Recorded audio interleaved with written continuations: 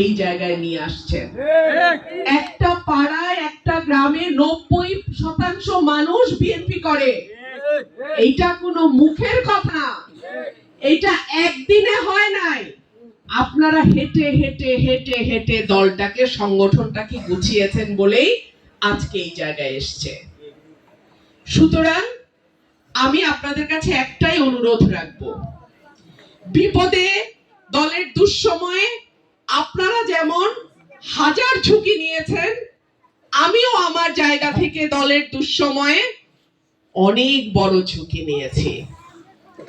আমরা যদি একসাথে হাতে হাত রেখে, কাঁধে কাঁধ রেখে দলের জন্য কাজ করতে পারি, আগামী নির্বাচনের জন্য এখন থেকে কাজ করতে পারি, ইনশাআল্লাহ আমাদেরকে পরাজিত করার মতন কোন শক্তি আছে?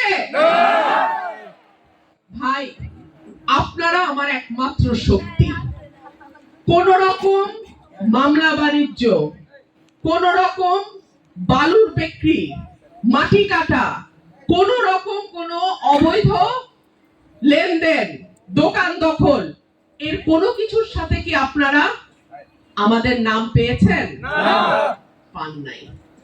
সুতরাং এইরকম মানুষরা যদি আপনাদের সাথে থাকে, এইরকম মানুষদের সঙ্গে যদি আগামী রাজনীতি আমরা করতে পারি, তাহলে আমাদেরকে পরাজিত করবে এমন কোন শক্তি কি এই মাটিতে আছে? আমার প্রিয় ভাইরা, আপনারা বারবার অনুরোধ করেছেন আমাকে যেন নমিনেশন দেয়া হয়।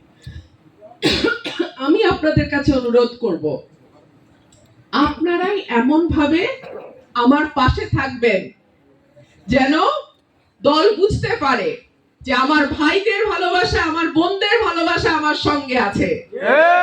যেন দল বুঝতে পারে আমার শক্তি সরাইল আশুগঞ্জের মানুষের ভালোবাসা। আমার শক্তি কোনো অবৈধ ব্যবসা না, আমার শক্তি কোনো দখলদারি না। আমি খুব সাধারণ জীবন যাপন করি। ঢাকায় যারা আমার বাড়িতে গেছে, উজ্জ্বল তো বলেই ফেলছে, হে আপা, আপনি এরকম একটা বাসায় থাকেন, মন খারাপ হয়ে যায়। আমার শরীরটা ভালো না ভাই।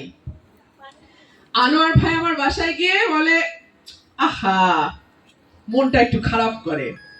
আমি বলি, কোন রাজনীতিবিদ হাজার মহলের বাসায় থাকতে পারে না। যদি থাকে, আপনারা প্রশ্ন করবেন সেই টাকা কোথা থেকে আসলো, সেই টাকা